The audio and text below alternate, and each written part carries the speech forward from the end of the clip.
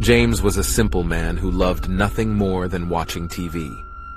Every night, he would sit on his couch, remote in hand, and channel surf until he found something he liked. He was always on the lookout for the latest and greatest shows and commercials. One night, as he was flipping through channels, he came across a strange commercial. It was unlike anything he had ever seen before.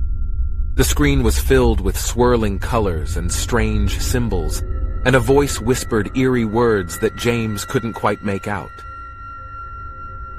Despite the unsettling nature of the commercial, James couldn't bring himself to look away. He was transfixed by the swirling patterns and hypnotic voice. He watched the commercial all the way through, and when it was over, he felt a strange sensation in his head.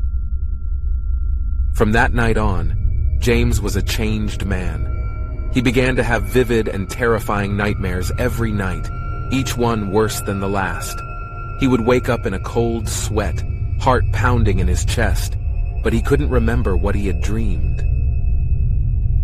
During the day, he found it increasingly difficult to focus on anything other than the strange commercial he had seen. He would watch TV for hours on end, flipping through channels in search of the strange, hypnotic commercial, but it never came on again.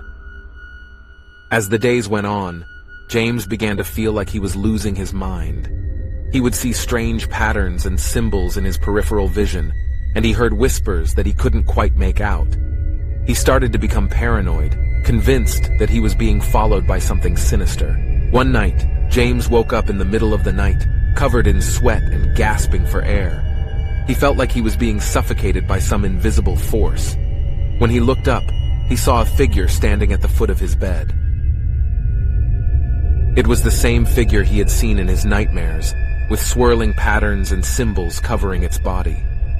James screamed and tried to run, but he couldn't move. The figure stepped closer, and James could feel its icy breath on his face. He woke up the next morning with no memory of what had happened, but he knew that something was very wrong. He tried to go about his day as usual, but he couldn't shake the feeling that something was watching him, waiting to strike. Weeks went by, and James became more and more isolated. He stopped leaving his house, stopped answering his phone, and stopped watching TV altogether. But it was too late. The strange commercial had taken hold of him, and it wasn't going to let go. One night, as James sat in his darkened living room, he heard a whispering voice coming from the TV.